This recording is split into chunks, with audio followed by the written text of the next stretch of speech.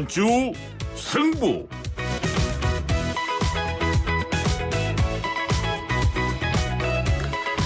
예, 아주 경쾌한 리듬이죠. 정말 금요일답습니다. 특히 이번 금요일은 좀 빨리 왔어요. 왜? 이번 주는 화요일부터 시작을 하지 않았습니까? 그래서 정말 금요일이 빨리 왔는데 금요일은 빨리 올수록 좋은 것 같습니다. 자, 이 경쾌한 리듬과 함께 항상 금요일 3부, 4부에 걸쳐서 여러분들께 선사하는 이번 주 승부입니다. 자, 신율의 뉴스 정면 승부 3부와 4부에 걸쳐서 여러분들께 보내드릴 이번 주 승부. 오늘도 이 경쾌한 리듬과 함께 두 분 여러분을 위해서 나와 계십니다. 한 분씩 소개해드리죠. 먼저 이종근 정치평론가십니다. 안녕하십니까? 네, 안녕하십니까, 이종근입니다. 예, 그리고 메타보이스의 김봉신 이사십니다. 어서 오십시오. 안녕하십니까, 김봉신입니다. 예. 야, 아니 오늘 이렇게 양복들 입고 항상 이 의관이 우리 김봉신 이사님은 이 의관이 항상 이렇게 이 정갈하고 정제된 아주 그 우리 청취자 여러분을 위해서 좋은 이 자세세요. 감사합니다. 아니요, 진짜로. 제가 더 유난히 좋아하는 패널이거든요. 그리고 아유, 근데 우리 이종근 평론가님 모처럼 모셨는데 네네. 저희는 그냥 편안하게 말씀하시면 돼요. 아, 그렇습니다. 예, 예. 편안하게 그냥. 자, 그러면 그 한 분 우선 승자부터 얘기를 해보죠. 우리 이종근 평론가님은 승자가 누구예요? 네, 예전 이름은 최순실이라고 불렸고요. 지금은 최서원 씨로 개명을 했죠. 최서원 씨를 승자로 꼽았습니다. 왜요? 승자로 너무 오랜만에 듣는 진짜요, 이름이어가지고. 진짜 소환됐죠. 우리가 굉장히 좀 어느 정도 잊혀진 이름인데 이유는 딱 한 가지입니다.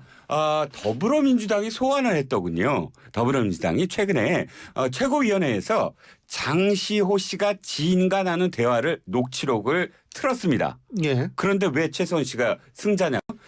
장시호 씨를 그 최고위원회에서 어떻게 얘기했냐면 예. 모해 위증을 했다라는 거예요. 예. 모해 위증? 뭐죠? 그러니까 어떤 피고인을 지금 음해하기 위해서 증인을 위증을 하게 만든 것. 이게 모해 위증이거든요. 예. 무슨 얘기냐면 장시호 씨가 검사가 막 시킨 대로 외워서 당시에 재판에서 증언을 했다라고 해서 그 목적은 알겠죠. 이재명 대표나 혹은 민주당은 지금 검사가 그런 검사들이다. 그래서 이화영 부지사도 좀 술을 먹여서 회유를 해서 진술을 했다. 이렇게 연결시키고 싶었으나 이게 결국은 어떻게 되죠? 결국은 최서원 씨를 장시호 씨가 당시 재판에서 엄청난 걸 다 증언을 해요. 예를 들자면 더 스포츠맨인가요? 그 외 스포츠 M 그러니까 회사 그 회사가 어떻게 차려졌냐면 K스포츠의 기획사 미르재단. 예, 미르재단에 그게 실질적 운영자가 최순실이다 이렇게 증언해요. 원래 자기가 대표거든요. 그리고 이 기획들은 모두 다 삼성한테도 가고 박근혜 대통령한테도 간다. 이런 식의 증언들로 말미암아서 당시에 국정농단의 고리가 됐어요. 당시 장시호 씨의 증언들은 결정적인 증언들이 되거든요. 그래서 최서원 씨가 거의 그냥 우리 집안을 망가뜨리려고 하느냐. 정유라 씨가 화가 나갖고 자기 이모인가요? 이모가 사촌이죠. 사촌 언니를 막 그냥 욕하고 그랬던 상황입니다. 그러니까 장시호 씨의 이 증언이 탄핵되는 상황이라면 그때 당시에 그러니까 민주당은 박수를 보내고 있었거든요. 검사들한테. 이거 잘한다.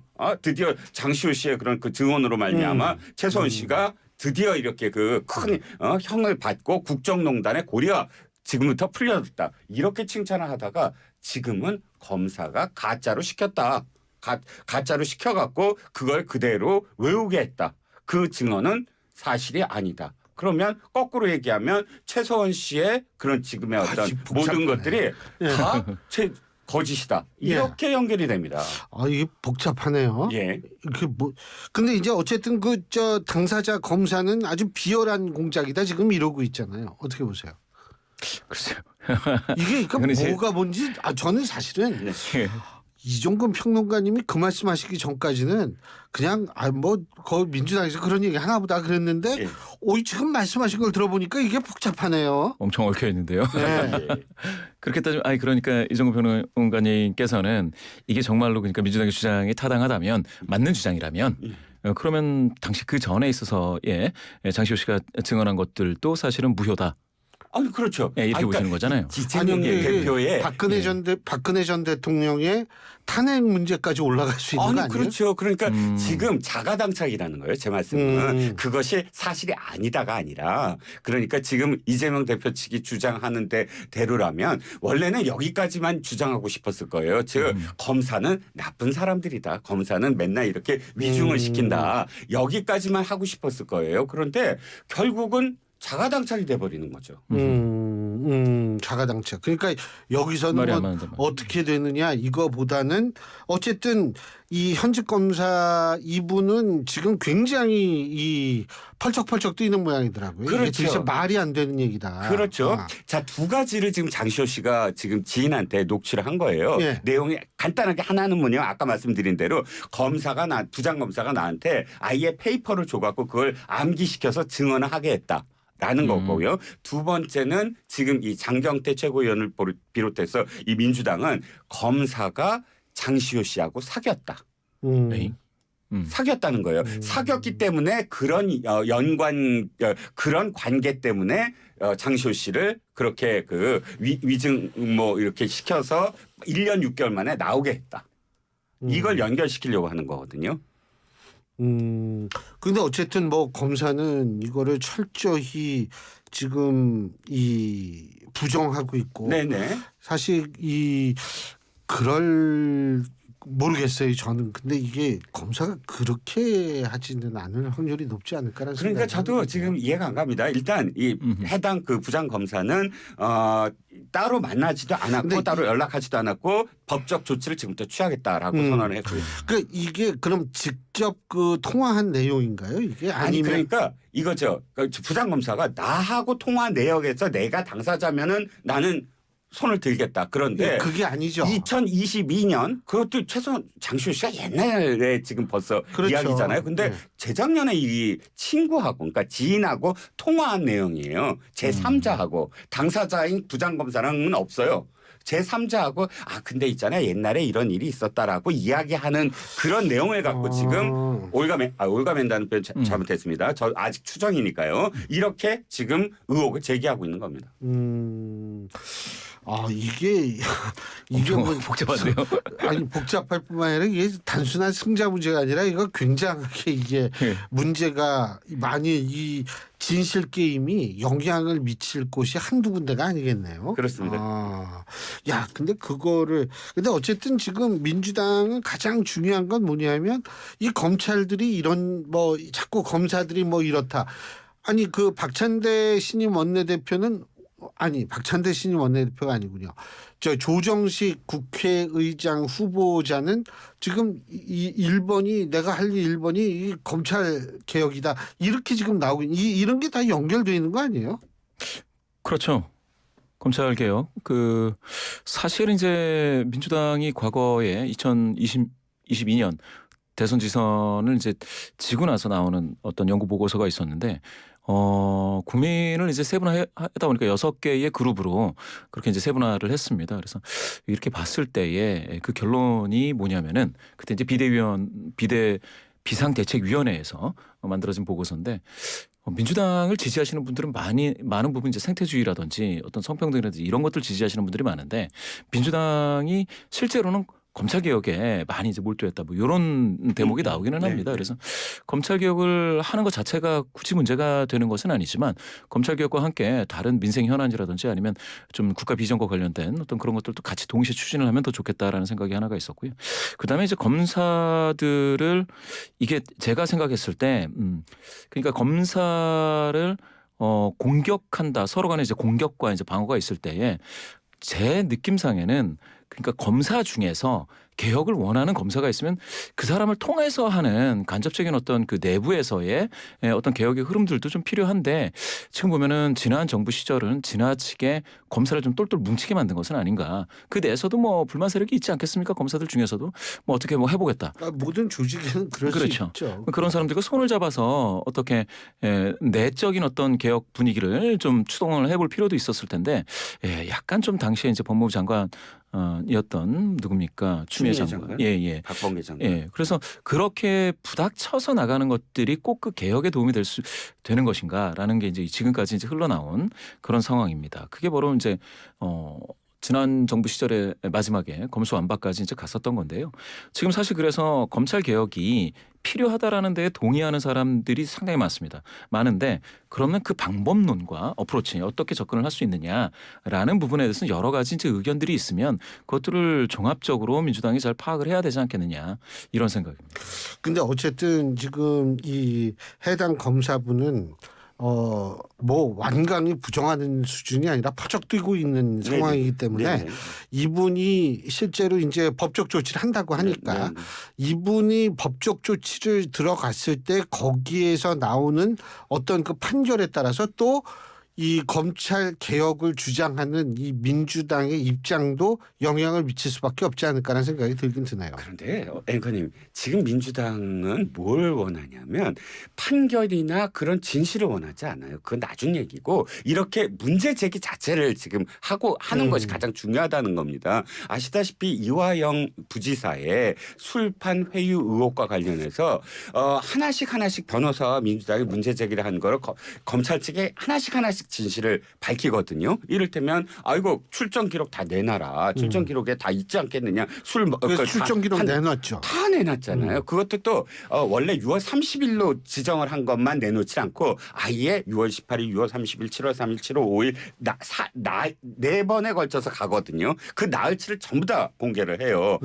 그러니까 거기에 대해서 얘기하지 않고 또 다른 얘기를 합니다. 그러니까 완전히 다른 그 주제로 계속 그러면서 의혹만 벌써 수 가지를 계속 제기를 하는데 검찰이 거기서 진실을 얘기해봤자 그 진실이 중요한 게 아니거든요. 중요한 건 국민들에게 유권자들에게 또는 지지층에게 검찰은 나쁜 사람들, 조작하는 사람들, 회유하는 사람들 이런 이미지를 계속 쌓아나가기만 하면 그것을 갖고 검찰에 대해서 이 드라이브를 걸 수 있다. 이게 지금 민주당의 하나의 어떤 전략이다라고 저는 생각이 드는 거죠.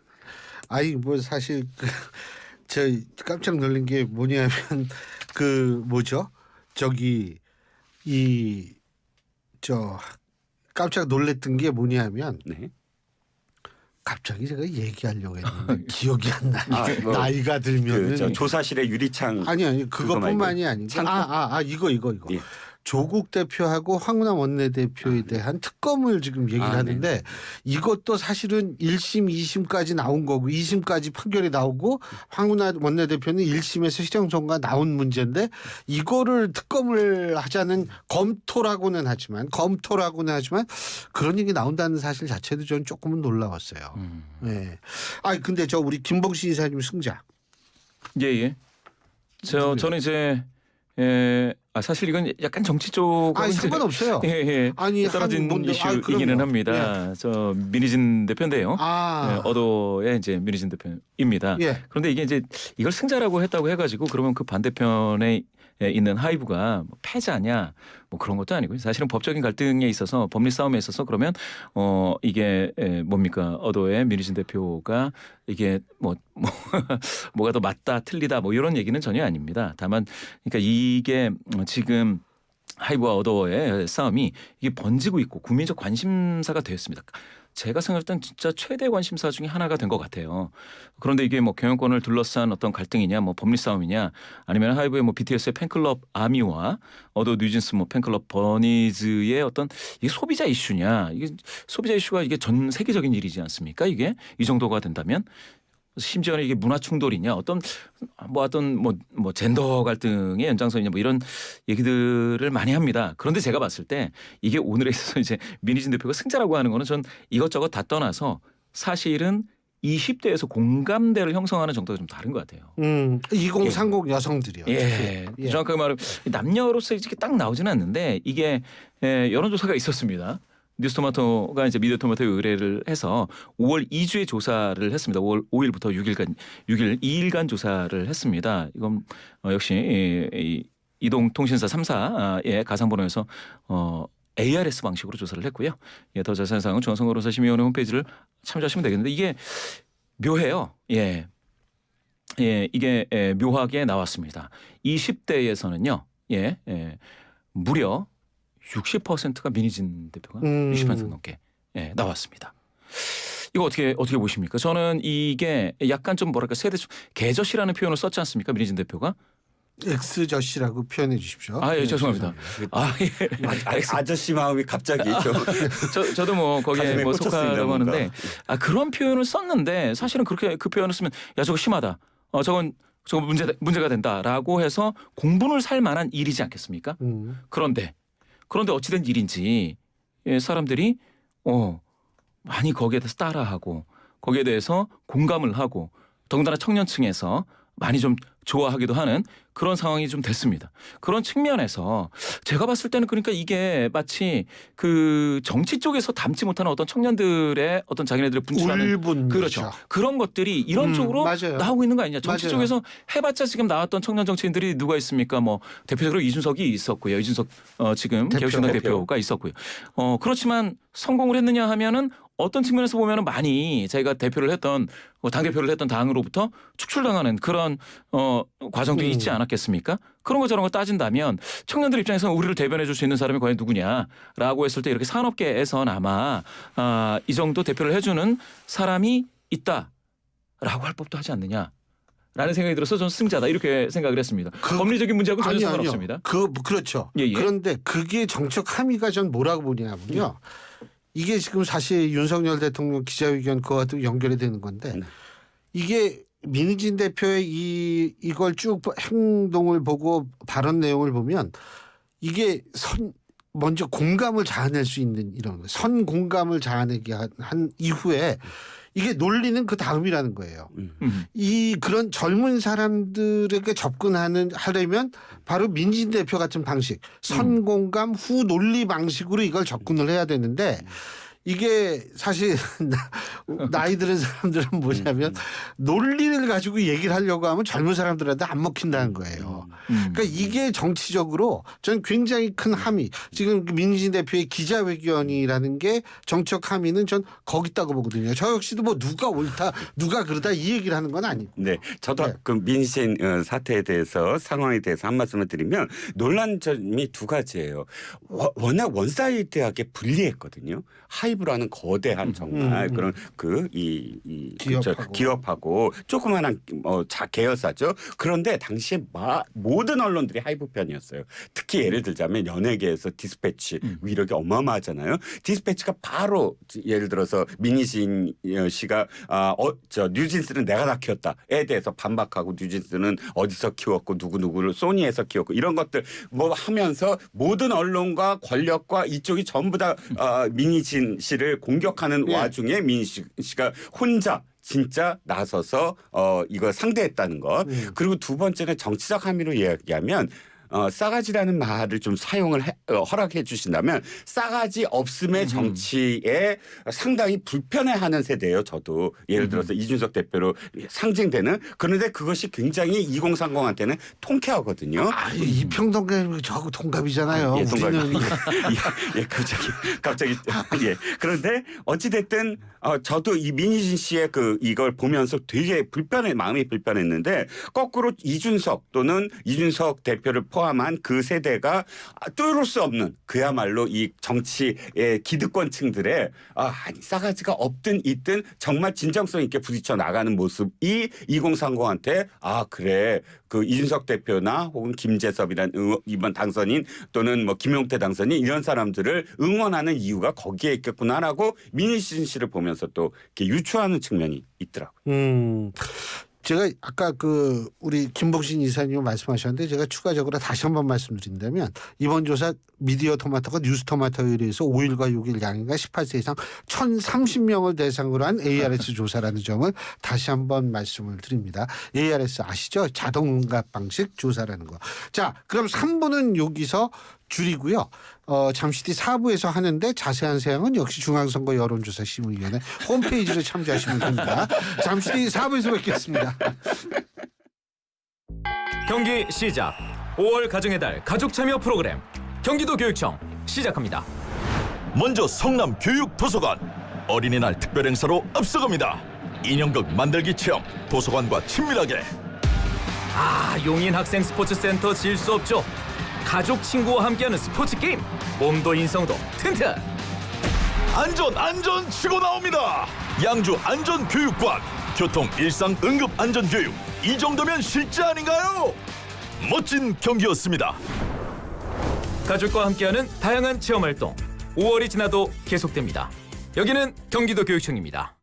MBC 건축 박람회. 많은 관람객과 최고의 마케팅을 자랑하는 MBC 건축 박람회가 5월 9일부터 12일까지 일산 킨텍스에서 개최됩니다. 건축자재, 인테리어, 전원주택, 이동식 주택, 리모델링, 조명, 조경, 가구 등 건축과 주택에 관한 다양한 제품이 전시되는 이번 박람회에 많은 관람 바랍니다. 동아전람. 안녕하세요. 산림청장 남성현입니다. 우리 곁에서 편안한 휴식을 주는 산림, 모두가 함께 가꾸고 지켜온 소중한 자산입니다. 2월 1일부터 5월 15일까지는 봄철 산불 조심 기간입니다. 우리의 소중한 산림을 산불로부터 지킬 수 있도록 국민 여러분 함께해 주세요. 푸른 숲, 그 사랑의 시작은 산불 예방입니다. 감사합니다. 이 캠페인은 선진국형 산림 경영 관리를 통해 산림 르네상스 시대를 열어가는 산림청과 한국산림복지진흥원이 함께합니다. 경기도민이라면 시내버스 환급, 광역버스 환급, 다 된다 더 된다. 신분당선 환급, GTX 환급, 다 된다 더 된다. 더 경기 패스. 경기도민을 위한 대중교통 무제한 환급카드 더 경기 패스. 자세한 내용은 더 경기 패스를 검색하세요. 음식점 위생등급제란 국민들의 안전한 식생활을 위해 자유롭게 선택해요. 깨끗하게 유별나게 모든 깨끗해요. 지켜줘요. 위생등급 안전한 국민들의 식생활을 위해 깨끗하게 유별나게 깨끗하게 유별나게 식품의약품안전처가 함께합니다.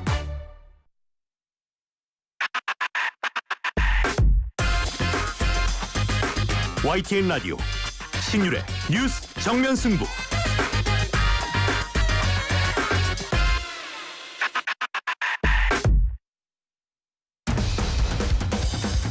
와, 멋있다. 부러운가? 기본기 연습과 스트로크 훈련에 1532시간을 투자해 갖게 된 리듬이다. 나의 드럼도 나의 자산도 투자로 키운다. 나는 투자한다. 나는 성장한다. NH투자증권. 나 환승할래. 진짜? 너 진심이야? 나 말고 누구한테 갈 건데? 삼성증권 연금으로. 지금 삼성증권 연금으로 환승하면 특별한 혜택이 당신을 환영. 당신의 연금 오늘 삼성증권에서. 자세한 내용은 홈페이지 참고. 원금 손실 발생 가능 및 투자자 귀속. 가입 전 상품 설명서 및 약관 필독. 락토핏 이렇게 새로워졌어? 건강하고 씩씩하게. 아이들도 락토핏. 혈당 케어 힘드시죠? 부모님도 락토핏 방케어. 우리 가족 장 건강엔 새로워진 락토핏. 우리 가족 맞춤 락토핏. 건강 건강기능식품입니다. 좌우로정렬 2588 요즘 안전하고 괜찮은 대리운전 찾기 힘드시죠? 묻지도 말고 따지지도 말고 2588을 불러보세요. 소연이가 2588 추천드린답니다. 좌우로정렬 2588. 응답하라 2588. 건강한 나의 내일. 행복한 나의 내일. 빛나는 나의 내일. 나의 내일. 건강한 매일. 건강한 내일을 여는 글로벌 헬스케어 기업 휴원스. 자, 3부에 이어서 4부 계속해서 이번 주 승부 시작할 텐데요. 신율의 뉴스 정면 승부 4부 함께해 주실 두 분 다시 한번 말씀드리죠. 이종근 평론가님, 메타보이스의 김봉신 이사님 두 분과 함께하고 있습니다. 자, 이종근 평론가님 패자. 패자는 윤석열 대통령과 이재명 당 대표라고 정해봤습니다. 이유는 사실 굉장히 안타까워요. 왜냐하면 우리가 저는 의회주의자고 그다음에 모든 것들은 이 협상, 그러니까 대화와 협상으로서 이루어져야 된다고 보거든요. 그게 민주주의라고 배웠고요. 그런데 그래서 어떤 비판이 있더라도 이번에 양자회담은 굉장히 중요했다. 결과가 나오든 안 나오든 만남 자체가 중요했다라고 생각을 하고 초석이다. 앞으로 계속 되어야만 한다라고 생각을 했는데 이것에 찬물을 끼얹은 사람들이 있습니다. 바로 함성득 그다음에 임혁백 이 정치학 교수 두 분인데 이유는 이겁니다. 이 세상의 모든 일들은 전부 다 물밑에서 이루어지는 건 많습니다. 정치는 물밑에서 이루어질 수밖에 없어요. 왜냐하면 각자 지지층이 있기 그렇죠. 때문에 뭐라도 겉으로 드러나게 이거는 좀 받아달라라고 얘기하면 그 순간 협상은 깨지게 돼 있거든요. 나라와 나라도 그렇지만 여야도 마찬가지입니다. 그렇기 때문에 그 지지층들에게 일단 설득하려면 물밑에서 일단 조율이 필요한 거거든요. 그 물밑 조율을 정권이 바뀌지도 않고 그러니까 산수갑산이 한 10번은 바뀌지도 않았는데 당장 우리가 이렇게 했다라고 자랑스럽게 얘기함으로써 이제 두 대통령과 이 당대표가 만남조차도 아마 힘들 것 같아요. 왜냐하면 만난다고 한다면 특히나 보수 지지층에서 이번에 또 뭘 내주려고 그렇죠. 이번엔 뭘 어떻게 밑에서 했는데 그런 시각으로 다 바라볼 거거든요. 그러니까 만나겠습니까? 만나더라도 얘기하면 안 믿을 텐데요. 그렇게 완전히 양자회담 내지는 이 어떠한 우리나라의 틀거리 하나를 완전히 망쳐놨다는 겁니다. 그러니까 이게 뭐 지금 대통령실이나 이재명 대표 측은 그런 거 없다. 근데 이 두 사람은 지금 자신들이 비선이다라고 주장을 하고 나오고 어떻게 보세요? 이 김봉신 이사님은?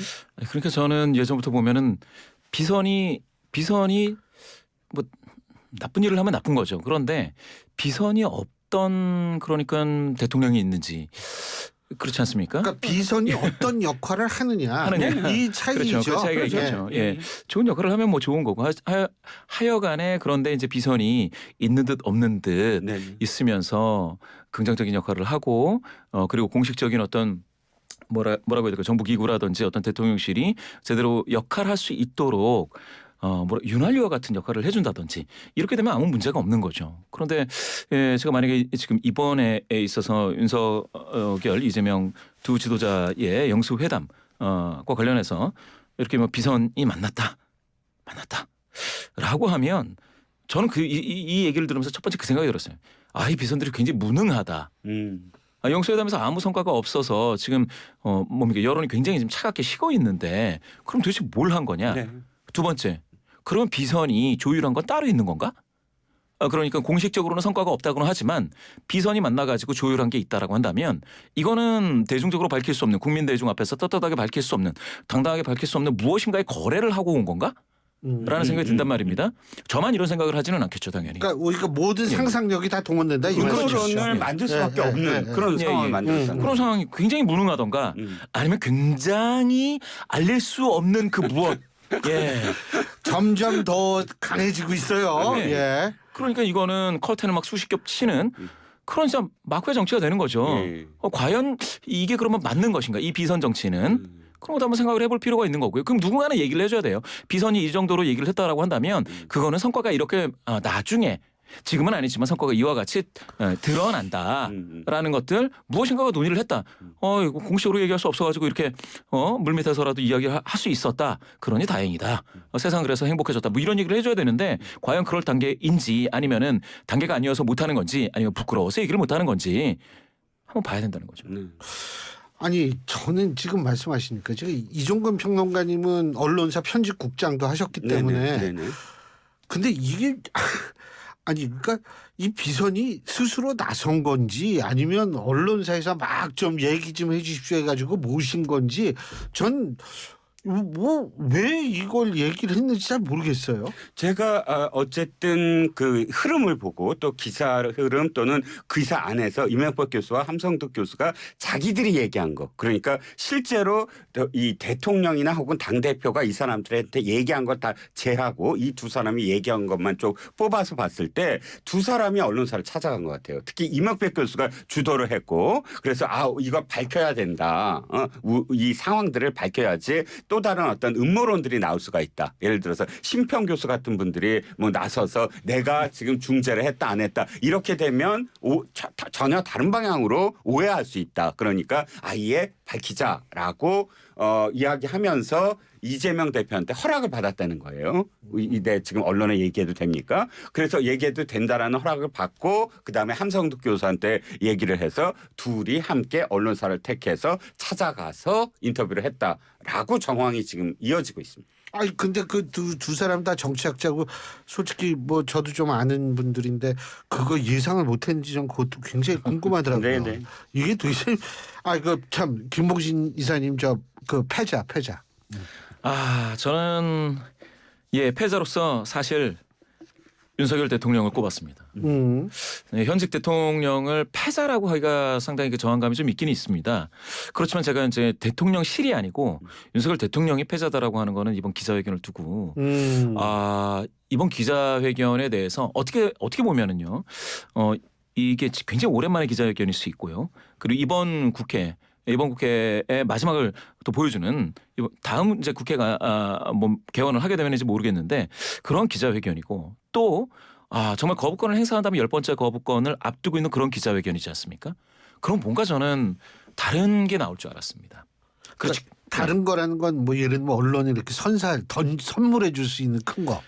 굉장히 큰 거죠. 가령 굉장히 좀 뭐라고 권력과 관련된 계획이라든지 아니면 뭐 개헌과 관련된 이야기라든지 아니면은 뭐 총리를 인선하는 데 있어서 아주 큰 폭에 있어서 뭐 국민 충격적인 인물을 딱 그렇죠.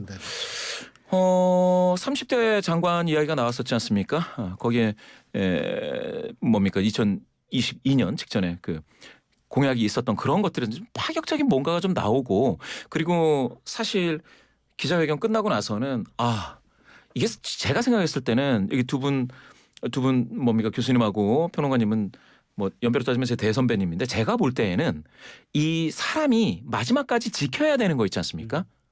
그걸로 그 사람이 어느 진영에 소속돼 있다라는 거를 알 수 있는 것 같아요. 그런데 저는 윤석열 대통령 기자회견을 다 쭉 보고 나서 마지막까지 지켜야 되는 게 우리나라의 대통령이 마지막까지 지켜야 되는 존재는 영부인 한 명인가? 그러면 우리나라 이 5천만이 넘는 우리 국민 분들은 한 명 한 명은 주권자 국민은 불행하다라는 생각까지 들었거든요. 전 그 내용을 하나하나 이렇게 살펴보면서 사실 굉장히 좀 서글펐고요. 실망감이 굉장히 들었습니다. 이런 느낌이 저만 받는 것은 아닐 것 같고요. 이미 몇 번에 있어서의 뭐 대국민 담화도 있었고 그렇지 않습니까? 그리고 영수회담도 있었고요. 거기에 대한 대통령실의 평가도 있었고 지금 기자회견까지 왔을 때에 그러면 여기까지 봤으면 정말 이제 그러면 남은 거는 그럼 거부권을 행사하는 것에 대해서 정당성을 부여하고자 한다라는 것과 하나인데 이게 맞는 건지 진짜 전 되묻고 싶습니다. 이종근 평론가님 승부처는 뭐예요? 저는 승부처가 바로 비슷한 얘기예요. 이번에 기자회견이었어요. 이었어야 했어요. 어떤 의미에서는 진짜 승부처죠. 그러니까 그렇죠. 이 성공적이다 막 그러면은 지지율 올라갈 수 있는 모멘텀도 될 수 있고. 그렇죠. 왜냐하면 국민한테는 그러니까 대통령한테는 하나밖에 없어요. 지지율. 무기가. 방어가 왜 108석밖에 없어요. 국회는 그렇죠. 자기를 지켜줄 사람이 없어요. 예. 도리어 지금 192명보다 더 무서운 게 108명이에요. 지금 그러니까 야당 범야권보다 더 무서운 게 대통령 입장에서 여당이에요. 왜? 범야권은 어떻게 할지 알거든요. 여기에는 지금 단일 대우로 다 나갈 거예요. 그러니까 앞이 보이죠. 어떻게 할지 예측이 가능하죠. 108명 중에 8명이 예측이 불가능해요. 누가 8명이 될지. 예측 불가능하잖아요. 그 8명이 누가 되느냐에 따라서 8명이냐에 따라서 운명이 3년 운명이 달라지거든요. 그렇다면 승부처에서 보여줄 건 사실 집권 여당한테 보여줘야 돼요. 이 여당 당선인들한테 이 대통령을 끝까지 우리가 지켜야 되겠다라는 믿음을 심어줬어야 됐다. 그게 승부처다라고 생각을 해요. 근데 이번에 과연 그렇게 됐느냐라는 거죠. 그러니까 두 가지가 좀 부족했다고 봐요. 뭐냐면 이번에 충분히 이런 말씀하셨어요. 소통하겠다. 그리고 바꾸겠다. 근데 이게 잘못됐다고 생각해요. 소통을 왜 하죠? 누군가 경청을 해서 바꾸려고 하는 거거든요. 소통을 했더니 그러니까 저는 기자회견에 이렇게 해야 돼요. 많이 경청을 했다 솔직히 지금까지 고민도 많이 하고 그랬더니 이런 목소리가 들리더라. 그래서 이번에 뭘 바꾸겠다라고 내놔야 된다는 그렇죠. 거예요. 뭔가를 내놨어야죠. 지금 말씀이 똑같은 얘기예요. 근데 바꾸겠다. 와 소통하겠다는 건 아직도 그런 태도만 갖고 있는 거지 그거에 대한 어떤 목적에 대해서 공감을 할 수 없잖아요. 경청하는 것으로 만족하는 게 아니라 경청을 해서 무엇인가를 바꾸는 것을 내놨어야 됐다는. 아니 사실 이종근 평론가님은 보수 진영에서 아주 가장 뛰어난 이 언론인 출신 평론가님이신데 이게 좀 사실 이 평가가 객관적인 평가라고 저도 그래서 더욱더 와닿고 이게 작은 문제 같지만 저는 좀 큰 문제가 있다고 보는 게 저는 그때 이제 수업 직전에 대통령 모두 발언만 이렇게 보고 들어갔어요. 근데 그걸 딱 하는데 갑자기 하이타임이라는 단어가 나오더라고요. 하이타임. 예? 근데 저는 그 단어를 듣고서 굉장히 충격을 먹은 게 뭐냐면 그 단어 하나가 상징하는 게 뭐냐면 이 타겟 오디언스 이에 대한 이 인식이 제대로 돼 있나 이런 생각을 저는 했어요. 왜냐하면 옆에 그 댓글 쫙 올라가는데 이게 뭐야 막 이러면서 이게 올라가는데 이게 사실은 물론 주위에 뛰어난 영어 실력자들이 많아서 그런지 모르지만 이 단어가 상징하는 건 과연 이 눈높이를 지금 어떻게 하고 있는가라는 그게 전 굉장히 좀 그랬어요. 그래서 좀 상당히 안타깝다라는 생각이 들었거든요. 뭐냐면 그 단어가 상징하는 건 뭐냐면 그러니까 이게 다른 얘기도 다 그런 식으로 전개될 수밖에 없었지 않나라는 생각을 저는 사실 하게 됩니다. 한국말도 좋은 거 많잖아요. 우리나라 말도 최적기다, 적기다, 지금이 지금 놓치면 아이고 참. 근데 참 저 승부처 뭐예요? 저요. 예. 저는 이제 승부처로 보수 성향자. 라고 딱 짚었는데요. 승부처가. 사실 제가 왜 이 말씀을 드리냐면 최근 보수 성향이신 분들이 많이 이게 좀 마음 둘 데가 없어 보입니다. 그래서 갤럽 조사 결과를 잠깐 소개 말씀드릴 텐데 거기에 대한 조사 개요는 일단 말씀하세요. 제가 교수님께서 말씀 주신다고 하니까 제가 이거 볼게요. 4번의 조사와 관련해서 이제 오늘 발표된 갤럽 조사에서 보수 성향자 중에서 대통령을 긍정하신다는 분이 39%로 떨어졌습니다. 40%선이 무너졌거든요. 이거 잘 보셔야 되는 거예요. 총선 직전에 65였습니다. 긍정하시는 비율. TK 지역에서? 아니 보수 성향이신 보수 성향에서 65였습니다. 보수 성향이신 분들 3분 중에 2분이 긍정하셨다라는 겁니다. 지금 39예요. 40%선이 무너졌습니다. 이게 총선 끝나고 나서 45까지 팍 빠져요. 20%포인트가 증발했습니다. 그리고 오늘 발표에서 마이너스 6%포인트, 즉 6%포인트가 추가적으로 증발했습니다. 네. 그래서 39까지 빠지게 됐습니다. 자, 보수 성향이신 분들 지금 마음 둘 데 없다. 제가 여기서 하나 더. 이게 최상병 특검법에 대해서요. 최상병 특검법과 관련돼서 이번 갤럽 조사에서 물어봤는데 그 워딩이 이렇게 됩니다.